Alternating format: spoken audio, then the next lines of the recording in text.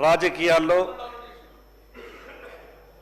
BC రిజర్వేషన్ల మీద చర్చ చేసే అవకాశం ఇచ్చినందుకు మీకు ప్రత్యేకంగా ధన్యవాదాలు అధ్యక్ష. అధ్యక్ష, సహజంగా న్యాయ సూత్రాలు ఏం చెప్తున్నాయంటే ఎవరి జనాభా ఎంత ఉన్నదో వారి వాటా అంత ఉండాలని అంబేద్కర్ గారి ఆలోచన విధానం. కానీ పరిస్థితి ఏమైందంటే అధ్యక్ష, చర్చ మొదల్లోనే మేము ఇంత చేసినామని టీఆర్ఎస్ పార్టీ చెప్పే ప్రయత్నం చేస్తే మేము అంతకన్నా ఎక్కువ చేస్తున్నామని కాంగ్రెస్ పార్టీ చెప్పే ప్రయత్నం చేస్తున్నది. అంటే ఏమైంది, అందరూ శాకాహారులే, రొయ్యల ముళ్ళు ఎడవాయన్నట్టు ఈ తెలంగాణ రాష్ట్ర బీసీలకు అందరికీ గుర్తొచ్చేటటువంటి పరిస్థితి వచ్చింది అధ్యక్ష. అధ్యక్ష, మేమంతా ఈ భారతదేశం బాగుండాలని, ఈ భారతదేశంలో ఉన్నటువంటి ప్రతి ఒక్కరికి విద్య రావాలని, మేమంతా జ్యోతిబా ఫులే, సావిత్రిబాయి ఫులే వారసులం. కానీ పరిస్థితి ఏమైందంటే మాకే విద్య దొరికేటటువంటి పరిస్థితి ఈ రోజులలో కనిపిస్తున్నది అధ్యక్ష.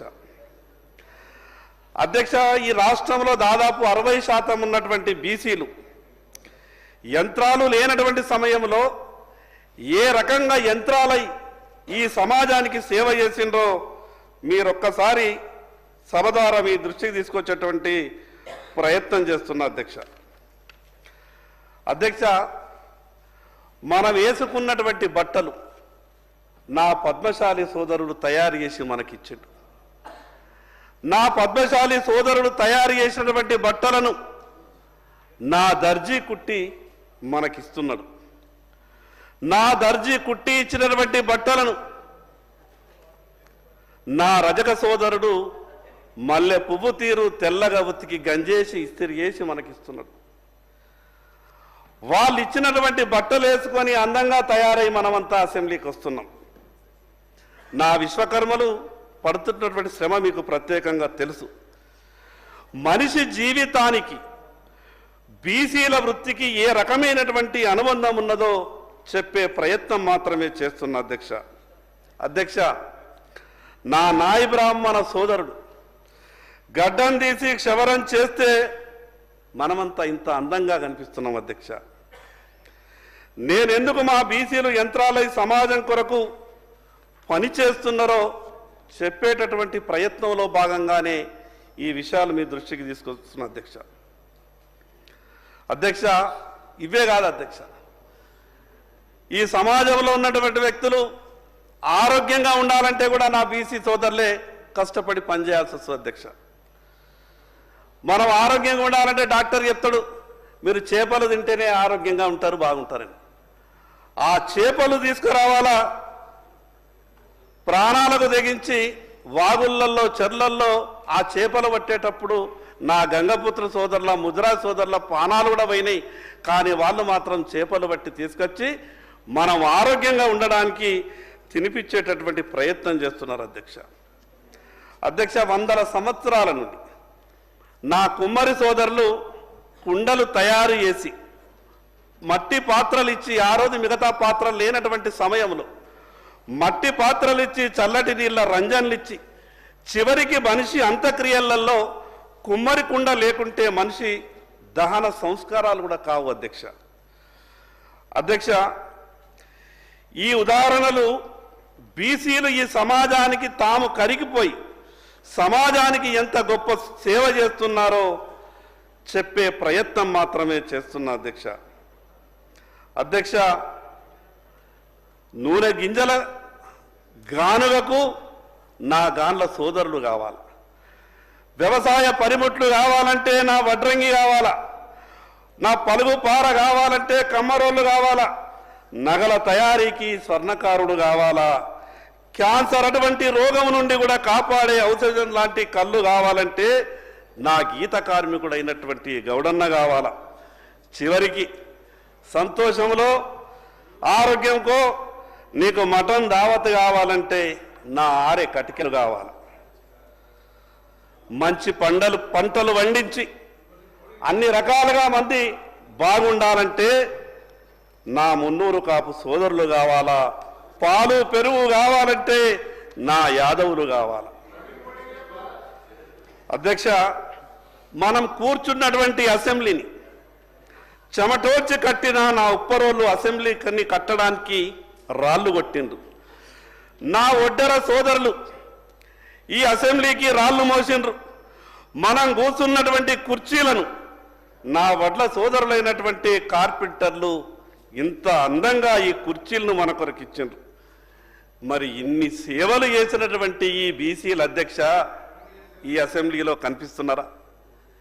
ఉదయం లేచి నుండి మనిషి రాత్రి నిద్రపోయే వరకు బీసీలు ఈ సమాజంలో ఎంత గొప్పగా సమాజానికి పనిచేస్తున్నారో అంత గొప్పగా పనిచేసినా మరి ఎక్కడికైతే వచ్చి వాళ్ళ అవకాశాల గురించి అడుక్కోవాలనో లేదా మాట్లాడాలనో ఆ అవకాశం మాత్రం ఈ బీసీ సమాజానికి వస్తలేదు అధ్యక్ష. అధ్యక్ష, నేను ఎవరినో ఎక్కువ విమర్శించాలని ఈ మాటలు చెప్తలేను అధ్యక్ష. తెలంగాణ రాష్ట్రం వచ్చిన తర్వాత ఈ రాష్ట్రంలో 10 ఏళ్లు పరిపాలించిన వాళ్ళు 7 లక్షల కోట్ల రూపాయలు అప్పు చేశారు. తర్వాత కాంగ్రెస్ ప్రభుత్వం వచ్చి 15 నెలలైంది, వీళ్ళు 1,50,000 కోట్ల అప్పు చేసిండ్రు అధ్యక్ష. వాళ్ళేమో 7 లక్షల కోట్లు అప్పు చేసినప్పుడు మేము, ఎందుకంటే మా వాటా మేము అడుగుతున్నప్పుడు మాకెంత బాకీ పడ్డదో ఈ విషయం కూడా మేము చెప్పాల్సి వస్తుంది. వాళ్ళు అప్పు చేసినప్పుడు 7 లక్షల కోట్ల అప్పు 10 సంవత్సరాలు పరిపాలించినటువంటి టీఆర్ఎస్ పార్టీ అప్పు చేస్తే 4,20,000 కోట్లు 10 సంవత్సరాలలో మా బీసీల నెత్తి మీద పెట్టిండ్రు. మరి ఈ రోజు కొత్తగా వచ్చినటువంటి 15 నెలల కింద వచ్చినటువంటి కాంగ్రెస్ ప్రభుత్వం 15 నెలలుగా చేసినటువంటి సరాసరి యావరేజ్ని చూస్తే వీళ్ళు 6 లక్షల కోట్లు చేస్తారు. ఎందుకంటే వీళ్ళు ఎక్కువ చేస్తలేరు అధ్యక్ష, నెలకు 10,000 కోట్లు చేస్తారు ఇప్పటి లెక్క ప్రకారం. ముందు పెరుగుతుందో లేదో తెలియదు కానీ అంటే వీళ్ళు 6 లక్షల కోట్లు. అంటే వీళ్ళు చేసేటటువంటి అప్పు ప్రకారం మాకెంత మా నెత్తి మీద బాకీ పడుతుందంటే 3,60,000 కోట్లు బీసీల మీద బాకీలు పడతాయి అధ్యక్ష. అధ్యక్ష, వాళ్ళేమో 7 లక్షల కోట్లు చేశా, వీళ్ళేమో 6 లక్షల కోట్లు చేశా, ఇద్దరిని కలిపితే 13 లక్షల కోట్ల అప్పాయా. కానీ మా పేరు మీద అప్పు ఏ రకంగానైతే మాకు ఇచ్చిండ్రో మరి కేటాయింపులు కూడా మాకు అట్లనే ఉండాలి కదా అధ్యక్ష. దాదాపు ఈ రాష్ట్రంలో 2 కోట్ల పై జనాభా ఉన్నటువంటి బీసీలు సంవత్సరానికి 5,000 మందికి కూడా ఉపాధి దొరకలేదు అధ్యక్ష. ఒక పక్కకేమో 13 లక్షల కోట్ల రూపాయల అప్పు. ఈ 11 సంవత్సరాలు తెలంగాణ రాష్ట్రం వచ్చిన తర్వాత భవిష్యత్ ఇంకొక 3-4 ఏళ్ల తర్వాత అన్ని కలుపుకుంటే 11 లక్షల కోట్ల పోరి ఈ 8.5 లక్షల కోట్ల అప్పు గురించే చర్చ చేసుకుందాం. మాకు వచ్చినటువంటి వాటా మీద కూడా చర్చ జరగాలి కదా అధ్యక్ష. తీసుకొచ్చినటువంటి అప్పులో మేము కూడా భాగస్వామ్యం కదా అధ్యక్ష. ఈ రాష్ట్రానికి ఆదాయం ఇస్తున్నటువంటి దాంట్లో 60% మా భాగస్వామ్యం కూడా ఉన్నది కదా అధ్యక్ష. నేనెందుకు పెద్దలకి ఈ విషయం చెప్పే ప్రయత్నం చేస్తున్నానంటే అధ్యక్ష, ఇంత పెద్ద జనాభా కలిగినటువంటి బీసీలకు ఎందుకు ఈ రకమైనటువంటి పరిస్థితి వచ్చిందో అన్ని రాజకీయ పార్టీలు ఒకసారి గుండె మీద చేసుకుని ఆలోచించాలని మాత్రమే విషయాలు చెప్తున్నా అధ్యక్ష. ఈరోజు స్థానిక సంస్థల ఎన్నికల్లో 42% రిజర్వేషన్లు ఇస్తున్నాం, మీకు ఏం కావాలా? వార్డు మెంబర్లు తొందరగా రెడీ గారు, మీరు వార్డు మెంబర్లు కావాలా, మీరు సర్పంచ్లు కావాలా, మీరు ఎంపీటీసీలు కావాలా, మీరు జడ్పీటీసీలు కావాలా? మేము ఏమనుకుంటున్నాం అధ్యక్ష అంటే మేము గివ్వే కావాలి, సర్పంచ్లు కావాలా, మీరు తొందరగా వార్డు మెంబర్లు కావాలా, మీరు ఎక్కడ దొరంటారు అధ్యక్ష. అధ్యక్ష, ఈ సమాజంలో ఉన్నటువంటి 60% ఉన్నటువంటి బీసీలు వార్డు మెంబర్లకు, సర్పంచ్లకు, ఎంపీటీసీలకు, జడ్పీటీసీలు అయితే సరిపోవు అధ్యక్ష. ఈ సభలో కూడా కావాలా, ఈ సభలో కూడా కావాలా అధ్యక్ష. మీకు ఒక ఉదాహరణ చెప్తా అధ్యక్ష, మీకు ఒక ఉదాహరణ చెప్తా అధ్యక్ష. అన్నా నేను ఏమి అన్నా నేను మిమ్మల్ని ఒక మాట అంటలేను అన్నా, మిమ్మల్ని ఒక మాట అంటలేను, నేనేమి అన్నా, నేనేం అన్నా మిమ్మల్ని. మీరు చేసే మీరు చేసే అధ్యక్ష, భారతదేశంలో పాలించినటువంటి ప్రధానమంత్రులు ఇన్ని సంవత్సరాల్లో 50 లక్షల కోట్లు అప్పు చేస్తే 10 సంవత్సరాల్లో మోడీ గారు 130 కోట్ల లక్షల అప్పు వచ్చిండు అధ్యక్ష. మరి దీనికి మా శంకరన్న గారు ఏ సమాధానం చెప్తారు? మీరు బీసీల గురించి మాట్లాడమంటే మోడీ గురించి మాట్లాడుతున్నారు. 70 ఏళ్ళు పాలించిన వాళ్ళు 50 లక్షల కోట్ల అప్పు చేస్తే 10 ఏళ్లలో 130 లక్షల కోట్ల అప్పు చేస్తే భారతదేశానికి ఎక్కడ తాకట్టు పెట్టాలని చూస్తున్న మోడీ గారు. ఇలా మోడీ గారు బీసీ అని చెప్పుకుంటాడు. మా రాహుల్ గాంధీ గారు ఇలా భారత్ జోడో యాత్ర ద్వారా కులగణన చేస్తే భారతదేశంలో ప్రతి వ్యక్తి ప్రతి కుటుంబం ఎక్స్ట్రా ఉంటుందని చెప్పి ఇలా భారతదేశంలో కనుక రాహుల్ గాంధీ గారు ప్రధాని అయితే ప్రతి రాష్ట్రంలో కులగణన జరిగేది అధ్యక్ష. మరి ఇలా రాహుల్ గాంధీ గారి ఆలోచనలు మా గౌరవ ముఖ్యమంత్రి రేవంత్ రెడ్డి గారు ఒక బీసీ బిడ్డ వైపు ఉండి బీసీల కోసం కులగణన చేసి ఇలా బీసీ బిల్లు పెడితే మీరు బీసీలకు మద్దతు ఇచ్చేది పోయి మోడీ గారి గురించి ఎట్లా చెప్తారు అధ్యక్ష? మీరు బీసీగా మాకు మద్దతు ఇవ్వరు అధ్యక్ష. గత 10 ఏళ్లలో బీసీలను అణగదొక్కిరు. మీ గుజరాత్ మోడల్ అంటారు, ఇలా తెలంగాణను భారతదేశంలో మోడల్ తీసుకుంటారు అధ్యక్ష. మా రాహుల్ గాంధీ గారి ఆలోచన మా గౌరవ ముఖ్యమంత్రి రేవంత్ రెడ్డి గారు ఇంప్లిమెంట్ చేసి ఇవాళ మా బీసీ మంత్రి పొన్నం ప్రభాకర్ గారు ప్రవేశపెట్టినటువంటి ఇవాళ బీసీ డిక్లరేషన్ మీద మీరు క్లారిటీ ఇచ్చి మీరు సహకరించాల్సిందిగా కోరుతున్నాం అధ్యక్ష. అధ్యక్ష, నేను మిమ్మల్ని విమర్శిస్తలేను అధ్యక్ష. ఈ రాష్ట్రంలో లేదు ఈ బిల్లు మీద ఈ రాష్ట్రంలో మా బీసీల పరిస్థితి 2 రాజకీయ పార్టీలు ఆడుతున్నటువంటి నాటకం గురించే చెప్తున్నా. నేను బాగా చెప్తున్నా అధ్యక్ష. రాజకీయాల్లో కాదు అధ్యక్ష. పెద్దలు గంగుల కమలాకర్ గారు కొన్ని టెక్నికల్ విషయాలు మాట్లాడారు. అంటే మిగతా రాజకీయ భేషజాలకు పోకుండా ఉమ్మడి ఆంధ్రప్రదేశ్ రాష్ట్రం ఉన్నప్పుడు ముస్లింలకు 4% రిజర్వేషన్ కేవలం విద్య కొరకే ఇస్తున్నామని ఆ రోజు అన్నప్పుడు మిగతా వాళ్ళంతా కూడా కోర్టుకెళ్ళి లేదు ఒకసారి రిజర్వేషన్ ఇచ్చిన తర్వాత మేము అన్నిట్లో వస్తాం, విద్య కొరకు అంటే కుదరది అని అంటే ముస్లింలు రాజకీయ పరంగా అన్ని రకాలైనటువంటి దాంట్లో ఎంటర్ అయిన తర్వాత హైకోర్టు కొట్టేసినాక ఆ కేసు ఇప్పుడు సుప్రీంకోర్టులో పెండింగ్ ఉంటుంది. సుప్రీంకోర్టులో ఆ కేసు పెండింగ్ ఉన్నప్పుడు మరి ఇటువంటి చర్యలు మనం తీసుకుంటున్నప్పుడు టెక్నికల్గా ఉన్నటువంటి ఇబ్బందుల గురించి కూడా ప్రభుత్వం సరి అయినటువంటి దృష్టి పెట్టాలని నేను విజ్ఞప్తి చేస్తూ ఉంటున్నా. ఎందుకంటే మతపరమైనటువంటి రిజర్వేషన్లు చెల్లవు అని హైకోర్టు కేసు క్లియర్గా కొట్టేసింది. సుప్రీంకోర్టులో స్టే మాత్రమే ఉన్నది కాబట్టి ఎందుకంటే ఈ 42లో వాళ్లకు 10 పోయిన తర్వాత ఉన్నటువంటి 32లో 27 ఉండే మిగిలిన 5 వస్తాయో లేదో ఈ విషయాల మీద నేను ఎందుకు చెప్తున్నానంటే మీరు టెక్నికల్గా కూడా అన్ని విషయాల మీద దృష్టి పెట్టి ముందుకు పోవాలని మాత్రమే చెప్తున్నా అధ్యక్ష.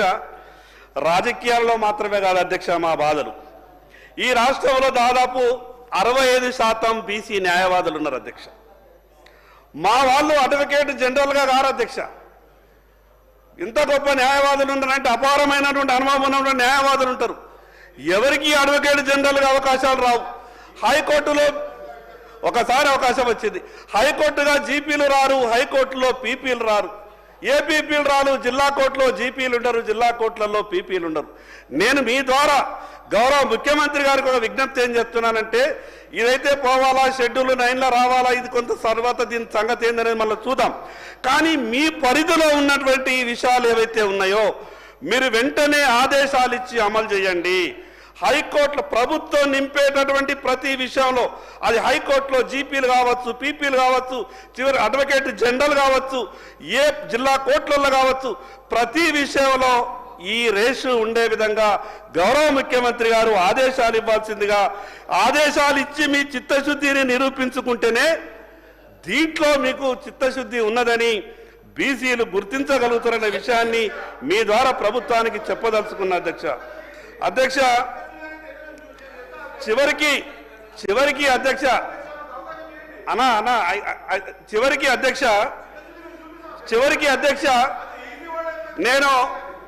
నేను ఈ మాట మాట్లాడచ్చో లేదో తెలియదు, కానీ నేను ఒక విషయం చెప్తున్నా. నేను ఈ మాట మాట్లాడచ్చో తెలియదు, కానీ నేను ఒక విషయం చెప్తా ఉన్నా. చివరికి ఈ రాష్ట్రం నుండి అడ్వకేట్లని ఏదైతే హైకోర్టు జడ్జీలుగా కొలీజియంకు సిఫారసు చేసే దాంట్లో కూడా బీసీలకు అన్యాయం జరుగుతున్నది. దాని మీద దృష్టి పెట్టాల్సిన అవసరం ఉంటుంది. ఏ సంస్థలైతే ఏ కుర్చీలైతే నలుగురికి న్యాయం చేసేటటువంటి అవకాశం ఉంటుందో ఆ కుర్చీలు బీసీలకు దూరంగా ఉంటున్నాయి. ఆ కుర్చీలు బీసీలకు దగ్గరయ్యేటటువంటి ప్రయత్నం మీరు చేసినప్పుడే బీసీలు మిమ్మల్ని నమ్మగలుగుతారన్న విషయాన్ని మీకు చెప్పేటటువంటి ప్రయత్నం చేస్తున్నా. అధ్యక్ష రేవంత్ రెడ్డి గారు ముఖ్యమంత్రి అయ్యా అంటే బీసీ కామారెడ్డి ఎజెండా నేను అనుకున్నా. ఏమన్నా కానీ 10 ఏళ్ళు పరేషాన్ ఉంటే టీఆర్ఎస్ పార్టీ పరిపాలనలో 20,000 కేటాయించాలంటే నా జిల్లాకు దాదాపు ఒక 700-800 కోట్లు వస్తాయి అనుకున్నా. అన్న నేను ఏమంటలేనే అధ్యక్ష, నేను ఉదయం మీరు ఉన్నప్పుడు కూడా కోరిన అధ్యక్ష, మీరు ఇంతకుముందు సభ్యులు మాట్లాడితే కూడా నేను ఒకటే కోరినా, తెలంగాణ అంతా ఒక గొంతుగా ఢిల్లీకి పోవాలి. అందులో ఢిల్లీలో అధికారంలో పార్టీ వాళ్ళు మీరు ఈ కామారెడ్డి డిక్లరేషను ఇతరత్ర అంశాలు బీసీలకు న్యాయవాదులకు ఏం కావాలి, జడ్జిలకు ఏం కావాలి, ఇంకా కాంట్రాక్టులలో అన్నీ మాట్లాడుకుందాం. తప్పకుండా మీరు గౌరవ చర్చ పెట్టండి. దానికి సంబంధించి మనం బీసీలకు సంబంధించి ఒక ఈ చట్టానికి సంబంధించినటువంటి ఒక రిజల్యూషన్స్ చట్టము సంబంధించినటువంటి ఏకగ్రీవమై ఢిల్లీకి వెళ్ళిపోతే మీరే దానికి సంబంధించిన రేపు పొద్దున సంధానకర్తలు. ఇప్పుడే బీఆర్ఎస్ చెప్పింది, మేము బేషరతుగా గౌరవ ముఖ్యమంత్రి గారు డెలిగేషన్ మేము ఢిల్లీకి వస్తాం, దీక్ష చేస్తామంటారు. అటువంటి పరిస్థితి రాకుండా మీరు సమన్వయం చేసి ఢిల్లీలో బీజేపీ నాయకత్వాన్ని ఒప్పించి ఎట్లయితే 50% క్యాబ్ దాటి ఈడబ్ల్యూఎస్కు మీరు ఎట్లయితే రాజ్యాంగ సవరణ చేసినారో అట్లా చేయడానికి మీరు మీ నాయకత్వాన్ని ఒప్పించే దిశగా తీసుకోపోరు. కానీ ఏమైంది, కామారెడ్డి డిక్లరేషన్ ఏమైంది, ఇదేమైంది, ఎందుకు సార్ లెక్కలు మనం ఇది పెట్టేటప్పుడు కూడా చర్చ చేసుకున్నాం. ఇవన్నీ దయచేసి నేను గౌరవ సభ్యునికి మళ్ళొకసారి వారు ఇంకా మళ్ళా మాట్లాడిన వాళ్ళంతా బలిగిన వర్గాల సభ్యులే. మనం ఊకే దీనికి అంశం కొట్లాడుకునేది కాక రేపు ఇప్పుడున్న శాసనసభ్యుల సంఖ్య పెరగాలంటే కేంద్రమే చేయాలి కదా. మళ్ళీ స్థానిక సంస్థలు రావడానికి సంబంధించి మీరు అన్నారు వార్డు మెంబర్ల కోసం. అరే షురువాద్ ఎక్కడ ఒక కథం పడితే కదా 100 కథాలు జరిగేది. అందుకే నేను మరొకసారి గౌరవ సభ్యుని మీ ద్వారా విజ్ఞప్తి చేస్తున్న అధ్యక్ష, ఈ దీనికి పరిమితమై ఒక గొంతుగా కేంద్రం ఓహో వీళ్ళంతా శాసనసభలో తమిళనాడు లాగా వీళ్ళు కూడా తెలంగాణ జై తెలంగాణ ఐక్యమైనరు అనేటువంటి నినాదం వచ్చే విధంగా స్ఫూర్తినిచ్చి స్పిరిట్ ఆఫ్ ఈ యొక్క సాధన కొరకు సంబంధించి రావాలని మరొకసారి గౌరవ సభ్యుని ఇతర వక్తలందరూ కూడా మీ ద్వారా విజ్ఞప్తి చేస్తున్నాను అధ్యక్ష. కన్క్లూడ్ చేయండి శంకర్ గారు. సార్ మా పార్టీ నేను ఒక్కడనే ఉన్నా, ఇద్దరికి అన్నారు, నేను ఒక్కడనే మాట్లాడుతున్నా. ఇప్పుడే మొదలైంది. అధ్యక్ష నేనేమంటున్నానంటే మా బాధ చెప్పేటటువంటి ప్రయత్నం చేస్తున్నా. మేము ఏ రకంగా వెనుకబాటుతనం ఉన్నది, ప్రభుత్వం ఏ రకంగా సాయం చేయాలనే విషయం చెప్పే ప్రయత్నం చేస్తున్నాం. అధ్యక్ష రాజకీయ పార్టీల విధానం ఒక్కసారి ఉదాహరణ చెప్తా. అధ్యక్ష ఈ రాష్ట్రంలో ఒక ఇల్లు ఉన్నది. ఆ ఇంట్లో 22 ఓట్లున్నాయి, కానీ 5 పదవులు ఉన్నాయి. 22 ఓట్లున్నాయి ఇంట్లో, కానీ 5 పదవులు ఉన్నాయి. 3 ఎమ్మెల్యేలు, 1 ఎమ్మెల్సీ, 1 ఎంపీ. అధ్యక్ష ఇంకోటి నల్గొండ జిల్లాలో ఒక ఇల్లున్నది. ఆ ఇంట్లో 11 ఓట్లున్నాయి, 2 ఎమ్మెల్యేలు ఉంటారు. ఆ నల్గొండ జిల్లాలో ఇంకో ఇల్లున్నది, 13 ఓట్లున్నాయి. ఆ ఇంట్లోనే 1 ఎమ్మెల్యే, 1 ఎంపీ ఉంటాడు. కానీ 2 కోట్ల పైబడి జనాభా తెలంగాణలో ఉంటే ఈ సభలో 19 మంది ఎమ్మెల్యేలు మాత్రమే ఉన్నారంటే అన్ని రాజకీయ పార్టీలు ఒకసారి ఆలోచించవలసిందిగా నేను సవినయంగా విజ్ఞప్తి చేస్తున్నా. అధ్యక్ష నేను ఎందుకు ఈ మాట మీకు చెప్పే ప్రయత్నం చేస్తున్నానంటే మాకేమన్నా ఎవరన్నా వచ్చి చేస్తామన్నప్పుడు కొంత ఆశ అనిపిస్తుంది. అధ్యక్ష ఎంబీసీ కార్పొరేషన్ నేను ఎందుకు చెప్తున్నానంటే గతంలో ఎంబీసీ కార్పొరేషన్ అనేది ఏర్పాటు చేసిండ్రు. ఎంబీసీ కార్పొరేషన్ అనేది ఏర్పాటు చేసి 6,23,000 కోట్ల రూపాయలు ఖర్చు చేసి కేటాయింపులు చేస్తే 319 కోట్లు 2014 నుంచి 2024 వరకు 10 నుంచి 11 అంటే 10 సంవత్సరాలు ఇంత జనాభా ఉన్నటువంటి బీసీలకు కేవలం 10 సంవత్సరాలలో 6,000 కోట్ల రూపాయలు కేటాయించి 300 కోట్ల రూపాయలు మాత్రమే ఖర్చు చేస్తే మేము ఎట్లా అభివృద్ధి చెందుతాం, ఈ విషయాన్ని సభ ఆలోచించాలని మాత్రమే చెప్పే ప్రయత్నం చేస్తున్నా అధ్యక్ష. అధ్యక్ష, ఒక్క విషయం కాదు అధ్యక్ష, ఒక్క విషయం కాదు, ఒక్క విషయం కాదు, మాకు బీసీల ఆత్మ గౌరవ భవనాలు వచ్చినాయి. ఎంత నిర్లక్ష్యం అంటే ఇది అసలు అంతే లేదు, మాకు ఎట్లా వచ్చినాయో. అధ్యక్ష అధ్యక్ష నేను తప్పకుండా మాకు జరిగినటువంటి నిర్లక్ష్యం మీద మేము తప్పకుండా మాట్లాడతాం. మాకు ఎవరనేది సంబంధం లేదు, ఏ పార్టీ అనేది సంబంధం లేదు. బీసీలకు జరిగినటువంటి అన్యాయం మీద గౌరవ సభ్యుని ఆవేదన నాకు కూడా ఉంది అధ్యక్ష. ఆత్మగౌరవ భవనాలు లేదా ఇతరత్ర వారు చెప్తున్నట్టు అన్ని అంశాల మీద మా పార్టీకి మేము అసలు తెలంగాణ కాదు భారతదేశంలో బీసీలకు సంబంధించిన అంశం నివేదిక ఏదన్నా న్యాయం జరిగిందంటే ఛాంపియన్స్ కాంగ్రెస్ పార్టీ. నేను ఇప్పుడు ఒకటే విజ్ఞప్తి చేస్తున్నా, సబ్జెక్ట్ డిబేట్ అది మళ్ళీ ఇన్నిసార్లు నేను తెలుగు ఇంగ్లీష్ హిందీ ఎన్నంటే చెప్తా. అధ్యక్ష గౌరవ సభ్యుని ఒకటే కోరుతా ఉన్నాం, ఈ యొక్క బిల్లుకు సంబంధించి ఇలా ఢిల్లీ సింగిల్ వాయిస్ పోవాలి. దానికి సంబంధించి మీరు మేజర్ ఢిల్లీలో అధికారంలో పార్టీ ఇలా ఆత్మగౌరవ భవనాలు ఇతరత్ర అన్ని చర్చ చేసుకోవడానికి మరొకసారి సమయం తీసుకుందాం, తప్పకుండా మాట్లాడుకుందాం. ఇలా దయచేసి ఈ బిల్లుకు చర్చకు పరిమితమై మీరేమైనా ఇంకా సూచన చేయదలుచుకుంటే సంతోషంగా తీసుకుంటాం, అందరం కలిసిపోదాం. మీరు నాయకత్వం వహించండి, ఢిల్లీకి పోదాం. అంతేగాని దీనికి సంబంధించి వేరే డీవియేషన్స్ వద్దని మరొకసారి, ఎందుకంటే ఇంకా గౌరవ సభ్యులందరూ కూడా చాలామంది మీరు మీ యొక్క పెద్ద మనసుతో అందరు బలహీన వర్గాల ఎమ్మెల్యేలు మాట్లాడాలని నిర్ణయం తీసుకున్నప్పుడు దానికి సంబంధించి వారు దయచేసి కొంత డీవియేషన్ కాకుండా ఉండమని చెప్పమని కోరుతా ఉన్నాను అధ్యక్ష. నేను ఎక్కడ కూడా గౌరవ మంత్రి గారికి విజ్ఞప్తి చేస్తున్న మీ ద్వారా, నేను డీవియేట్ అయ్యే ప్రయత్నం అంటే ఈ బిల్లు ఉద్దేశం ఏంటి అంటే భవిష్యత్తులో బీసీలకు మంచి జరగాలన్న ఉద్దేశం. గతంలో ఏ రకంగా ఇబ్బంది అయింది, గతంలో జరిగినటువంటి నష్టాలేమి, ఇవన్నీ కూడా సభ దృష్టికి తీసుకొచ్చేటటువంటి ప్రయత్నం చేస్తున్నాం. అంటే మేము కేవలం బిల్లు పెట్టేసి వాళ్ళు కూడా కార్పొరేషన్లు ఇచ్చారు కదా అధ్యక్ష, వాళ్ళేం తక్కువ ఇచ్చారా కార్పొరేషన్లు, ఒక్కొక్క కులంకు ఒక్కొక్క కార్పొరేషన్లు ఇచ్చారు. వీళ్ళు వచ్చిన తర్వాత వీళ్ళు కూడా కార్పొరేషన్లు ఇచ్చారు కదా అధ్యక్ష. నా ఆవేదన ఏంటి అంటే కాగితాల మీద కార్పొరేషన్లు సృష్టించినంత మాత్రాన మా బతుకులు మారాయి. కాగితాల మీద కార్పొరేషన్లు ఇచ్చడం కాదు, దాన్ని క్షేత్రస్థాయిలో అమలు జరగాలన్నదే నేను చెప్పే ప్రయత్నం చేస్తున్నా అధ్యక్ష. టిఆర్ఎస్ పార్టీ వాళ్ళని కానీ కాంగ్రెస్ పార్టీ వాళ్ళని కానీ నేనేమి వాళ్ళని నొప్పించే మాటలు మాట్లాడతలేను. ఈ సభలో మా ఆవేదన మా బాధ కూడా చెప్పుకునేటటువంటి పరిస్థితి లేకుంటే దాన్ని సహనంతో వినాల. ఒక మాట అంటే కాంగ్రెస్ పార్టీ లేవడం, ఇంకో మాట అంటే ఎక్కడ నుండి టిఆర్ఎస్ పార్టీ మాట్లాడితే మా ఆవేదనని చెప్పుకునేటటువంటి పరిస్థితి కూడా ఉండదు అధ్యక్ష. మీరు చేస్తున్నటువంటి పని గురించి, ఇదేదైతే బిల్లు గురించి మీరు మాట్లాడుతున్నారు కదా అధ్యక్ష, ఈ ఒక్క రాష్ట్రాన్ని 33 జిల్లాల్ని పరిపాలిస్తున్నటువంటి మీ పార్టీకే ఇంత ఆతృత ఉంటే భారతదేశాన్ని పరిపాలిస్తున్నటువంటి భారతీయ జనతా పార్టీకి నలుగురికి మంచి చేయాలని ఎంత ఆతృత ఉంటుందో మీకు తెలుసు. ఎందుకంటే మేము ఆ రకంగా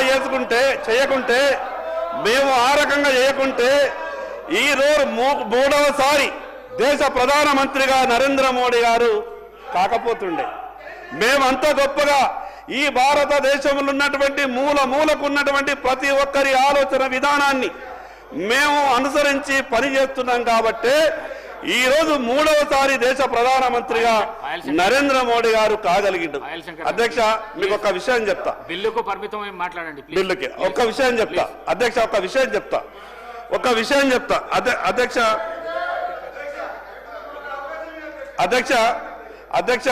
ఒక విషయం చెప్తా. ప్రతిసారి ఏం మాట్లాడతారంటే అన్ని రాజకీయ పార్టీలు అధికారంకి వచ్చంటే మేము ఇచ్చేవాళ్ళం, సుప్రీంకోర్టు 50% దాటకన్నది కాబట్టి అదే పెద్ద మాకు సమస్య అయిందంటారు. ఏం చెప్పింది అధ్యక్ష సుప్రీంకోర్టు ఏం చెప్పింది? ప్రతి మాట కానంటే 50% దాటద్దు అన్నది. లేకుంటే మేము 70, 60, 80 అసలు ఎంత ఇచ్చేటోళ్ళమంటే సుప్రీంకోర్టు చెప్పింది, మాకు అదే ఇబ్బంది వస్తున్నది. సుప్రీంకోర్టు ఏం చెప్పింది తెలుసా అధ్యక్ష? సుప్రీంకోర్టు చెప్పినటువంటి మాట ఏంది అని అంటే, ఆ రోజు జరిగినటువంటి మొదటి కేసు మొదటి కేసు జరిగినటువంటి మాటల్లో సుప్రీంకోర్టు ఏం చెప్పిందంటే ఇందిరాసాయి వర్సెస్ గవర్నమెంట్ ఆఫ్ ఇండియాకు మధ్యన జరిగినటువంటి 92లో సహేతుకంగా ఉంటే ఎవరి జనాభా ఎంత ఉంటే మీరు చేసుకోవచ్చు, కానీ అడ్డగోలుగా 50% దాటి ఇచ్చేటటువంటి పరిస్థితి ఉండకూడదు అన్నారు. సహేతుకంగా ఉన్నారు, బీసీలకు బాధలు ఉన్నాయి, వాళ్లకు రిజర్వేషన్లు పెంచి ఇవ్వకుంటే ప్రభుత్వ ఫలాలు వాళ్లకు అందవు అని మనము కోర్టుకు ఆ రోజేగిన నేను నిందలు వేయదలుచుకోలేదు, కానీ సుప్రీంకోర్టులో ఆ రోజే సరి అయిన రీతిలో వాదించి ఉంటే ఆ జడ్జిమెంట్ కూడా వచ్చి ఉండేది కాదు అని నాకు అనిపిస్తున్నది.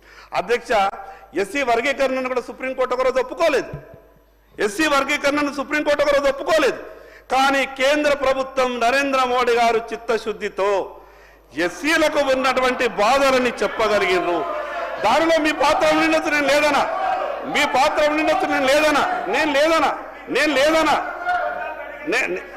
లేదనా. ఆది శ్రీనివాసరావు. స్పీకర్ సార్, రాహుల్ గాంధీ గారు పాదయాత్రలో భారత్ జోడో యాత్రలో పేద బడుగుబడిన వర్గాలు కష్టాలు చూసిన తర్వాతనే ఈ బీసీ కులగణన జరిగితే తప్ప ఈ న్యాయం వారు చెప్పిన సమస్యలన్నీ మా నాయకుడు రాహుల్ గాంధీ గారు, అదేవిధంగా మా నాయకుడు మన రేవంత్ రెడ్డి గారు ఈరోజు చిత్తశుద్ధితో దాన్ని ప్రవేశపెడితే దాని మీద ముఖ్యక్కడంటే చుట్టూ తిరిగి చూపిస్తున్నట్టు కేంద్రం దీన్ని ఆమోదపరచాల్సిన బాధ్యత తీసుకుంటుందా లేదా? రెండవది, వారి పార్టీ అధ్యక్షుడు ఏ సామాజిక వర్గం, వారి ఫ్లోర్ లీడర్ ఏ సామాజిక వర్గం, వారు అక్కడ డిమాండ్ చేయాల్సింది చేస్తున్నారు. అధ్యక్ష పాయల్ శంకర్ గారు ఉన్న ఒక్క బీసీ మరి వారికి ఫ్లోర్ లీడర్గా ప్రకటించాలని ఇప్పుడు అడిగిరా అధ్యక్ష? కేంద్రంలో మోడీ గారు ఒక బీసీ నాయకుడు అని చెప్పుకుంటారు అధ్యక్ష. బీసీ సమస్య మీద మీరు స్పష్టత, బీసీ సీఎం అని ఏమనండి. అదేవిధంగా ఈ సమస్యలన్నిటికీ సర్వరోగ నివారణి పారాసిటమాల్, అట్లే ఈ బీసీల సమస్యలు బడుగు బలైన వర్గాల సమస్యలన్నిటికీ పరిష్కారం కులగణన, అది రాహుల్ గాంధీ గారి స్పష్టంగా పదే పదే చెప్పడం జరిగింది. దాని మీద కేంద్రం మన తెలంగాణ రోల్ మోడల్గా తీసుకున్న తర్వాత కేంద్రం దాని మీద స్పష్టత మీరు తీసుకుంటున్నారా లేదా? 8 మంది పార్లమెంట్ సభ్యులు ఉన్నారు, ఈ పార్లమెంట్ సభలో మీరు ప్రస్తావించబోతున్నారా లేదా? దాని మీద స్పష్టత చెప్పాల్సింది పోయి మనం చెప్పుకుంటే ఏమొస్తుంది అధ్యక్ష? బూడిద సన్యాసి రాసుకుంటే బూడిద వెళ్ళట్టు మన కష్టాలు పోవాలనే కదా ఇదంతా. మా నాయకుడు రేవంత్ రెడ్డి గారు ఇంత షార్ట్ పీరియడ్లో మరి దాన్ని పార్లమెంట్లో పెట్టాలనే కదా దీని ఉద్దేశం. వాటి మీద కొంచెం సబ్జెక్ట్ మీద డిబేట్ కాకుండా మాట్లాడండి శంకర్ గారు. అధ్యక్ష, నేను ఎందుకు చెప్పినంటే సుప్రీంకోర్టు జడ్జిమెంట్ మీద నేను ఎందుకు చెప్పే ప్రయత్నం చేస్తున్నానంటే అందరూ కూడా సుప్రీంకోర్టు జడ్జిమెంట్ని బూచీగా చూయించి తప్పుకునే ప్రయత్నం చేస్తున్నారు కాబట్టి సుప్రీంకోర్టు కూడా కరాఖండిగా ఎక్కడ కూడా కుదరదనలేదు. మీరు న్యాయబద్ధంగా శాస్త్రీయంగా చేసుకుంటే ఇబ్బంది లేదన్న మాట వాస్తవం, అది మాటతో ఎవరు చెప్పరు. అయితే అధ్యక్ష, ఎస్సీ వర్గీకరణ మీద కూడా సుప్రీంకోర్టు ఈ రకమైనటువంటి జడ్జిమెంట్ ఇచ్చింది. తర్వాత సరే మీరు ప్రత్యేకమైనటువంటి స్పెషల్ అడ్వకేట్లను పెట్టిండ్రా, ఇంకేం చేసిండ్రా, కేంద్ర ప్రభుత్వం అఫిడవిట్ వేసిందా, రకరకాలుగా ప్రయత్నాలు జరిగినాయి. చివరికి సుప్రీంకోర్టుని కన్విన్స్ చేయగలిగినాము. ఎస్సీ వర్గీకరణకు అనుకూలంగా తీర్పు వచ్చింది. అయితే అధ్యక్ష ఇంకోటి, అధ్యక్ష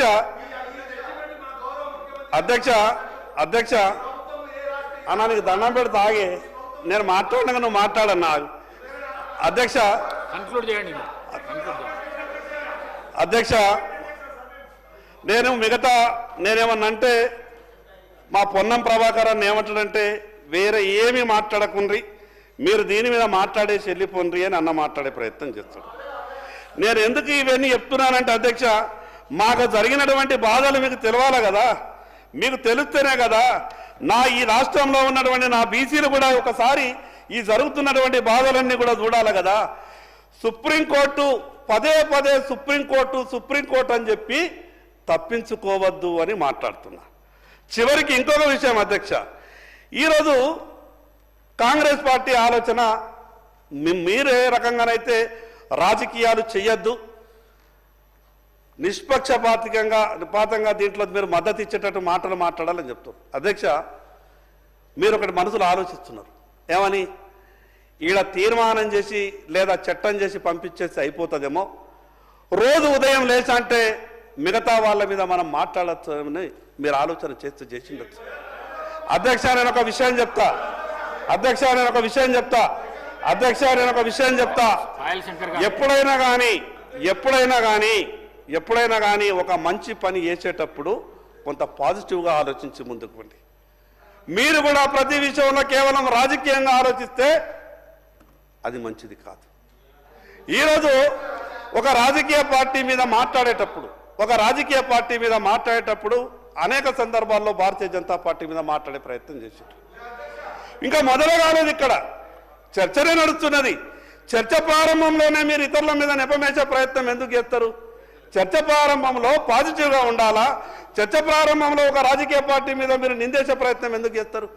అధ్యక్ష, ఈరోజు చేస్తున్నటువంటి ఈ యొక్క రాజకీయ బీసీ రిజర్వేషన్కు కన్క్లూడ్ చేయండి. స్థానిక సంస్థల ఎన్నికల్లో దీనికి మేము ముందే చెప్పినాం, తప్పకుండా ఇది బీసీలకు న్యాయం జరగాల్సిందే. మేము దీనికి మద్దతు ఇస్తున్నాం. ఎక్కడా కూడా మేము మద్దతు ఇస్తలేము అనేది కేంద్రంలో భారతీయ జనతా పార్టీ ఉన్నది, మద్దతు ఇవ్వాలని ఒక సభ్యుడు మాట్లాడతాడు. ఎట్లా మాట్లాడతారు అధ్యక్ష? అది ఎక్కడైనా మేము మాట్లాడితే మా మాట బీసీలకు సంబంధించిన అంశం, మేము మద్దతు ఇస్తున్నాం. మరి అదేవిధంగా మీరు ఈ బిల్లు మీద ఇంత ఆతృత మాట్లాడుతూ చాలా సంతోషం. మరి ఈ రాష్ట్రంలో మీ చేతిలో ఉన్నవి ఎందుకు ఇయ్యరు?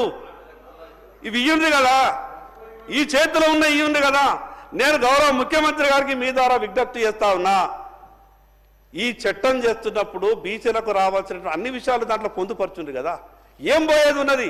పొందుపరిస్తే ఇలా మీరున్నారు, మీరు లేకపోయినా కూడా బీసీలకు అమలైతాయి కదా విషయాలు.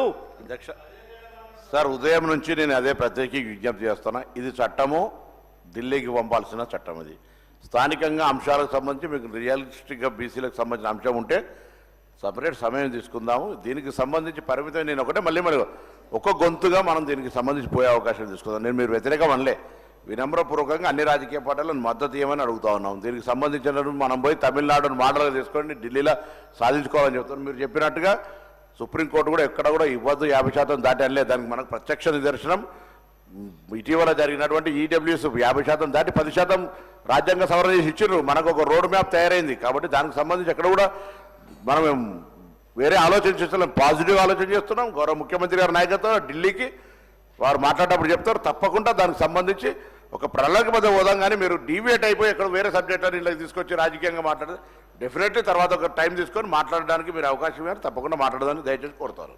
Akbaruddin Owaisi sir, respected Akbaruddin Owaisi.